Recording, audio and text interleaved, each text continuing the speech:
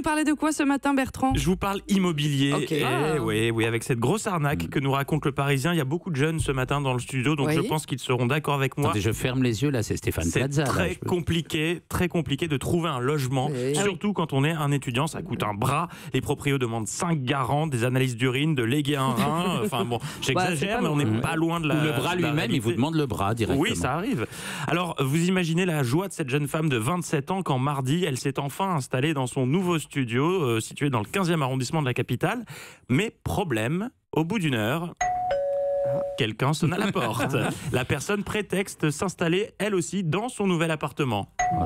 Suivi d'une deuxième, puis d'une troisième. En tout, 8 personnes au profil similaire, des jeunes de moins de 30 ans, originaires de province ou de l'étranger et cherchant un logement en urgence, ont sonné à la porte de cet appartement.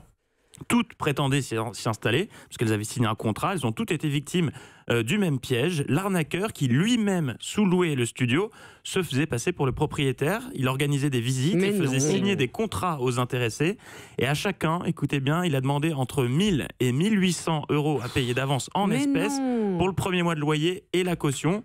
Alors certains ont eu encore moins de chance, comme ce jeune homme qui, en plus du loyer et de la caution, s'est fait piquer toutes ses affaires qu'il avait déposées peu de temps avant dans l'appartement. Mais jamais, il faut jamais donner d'argent liquide. On avait fait un sujet un peu sur ces arnaques. Terrible. Et l'arnaqueur dans tout ça? Eh ben, comme souvent dans les histoires qui tournent mal, on l'avait pas vu venir. Il est décrit par toutes les victimes comme quelqu'un d'impeccable, très bien habillé, qui inspirait confiance et qui était très poli. Ah oui, un blond avec des cheveux bruns là, ouais, je vois que c'est. Un blond avec des cheveux bruns. Il a disparu de la circulation mystérieusement depuis mardi. Il est activement recherché par la police, qui n'exclut pas que le véritable propriétaire du studio soit lui aussi complice de l'arnaque. Mais quel enfer! Donc on va méfiez-vous, et surtout jamais d'argent liquide. Mais jamais. Bah oui, non, mais bon, vous avez peut-être un bon plan logement pour remonter le moral de nos jeunes auditeurs. Oui, j'ai ça en magasin. Une très belle initiative dont je voulais vous parler ce matin, celle du Centre communal d'action sociale de Montpellier. À partir de la rentrée prochaine, ils vont permettre aux étudiants de la ville de louer des chambres dans des maisons de retraite. 3 des 7 EHPAD de Montpellier vont proposer à 14 jeunes qui ont des difficultés à trouver un logement des colocs à loyer modéré, à une condition. Ils devront consacrer 3 heures par semaine aux résidents de la maison de retraite. Un accompagnement qui pourra prendre plusieurs formes, des animations, des sorties, ou simplement leur tenir compagnie et discuter avec ces personnes. Je trouve ça, je sais pas ce que vous en pensez, mais je trouve ça génial de recréer du lien entre les générations. C'est une super initiative. Je ne vois que des têtes dans le public qui font oui, c'est bien. Oui, c'est une très bonne idée. Est-ce que les jeunes qui sont dans le studio seraient prêts à faire ça, à aller louer dans un... Il faut dire oui pour qu'on vous entende. Qui dans les jeunes serait prêt? Quelqu'un veut donner son avis? Ils sont un peu timides, mais ils disent tous oui avec un grand sourire. Si ça vous intéresse. D'ailleurs, faites gaffe à vos cervicales à force de dire oui.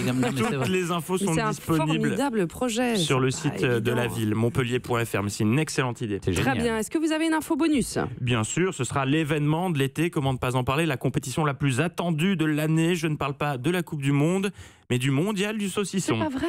Oui, ce sera le 10 juin prochain en Ardèche, première édition de ce Mondial du Saucisson. Et mauvaise nouvelle pour les amateurs qui espéraient se ruer sur le sifflard. La France n'est pas qualifiée. Le recrutement des jurés est déjà terminé. Ah, bon. Oui, l'Académie ardéchoise des amateurs de saucissons s'était donné jusqu'au mois d'avril pour trouver les 50 membres du jury. 50 donc jusqu'au mois d'avril, mais ils ont bouclé l'affaire en 10 jours seulement. C'est dire si tout le monde avait envie d'être dans le jury. Ils ont reçu des candidatures du monde entier. Mais on reçoit des saucissons du monde entier?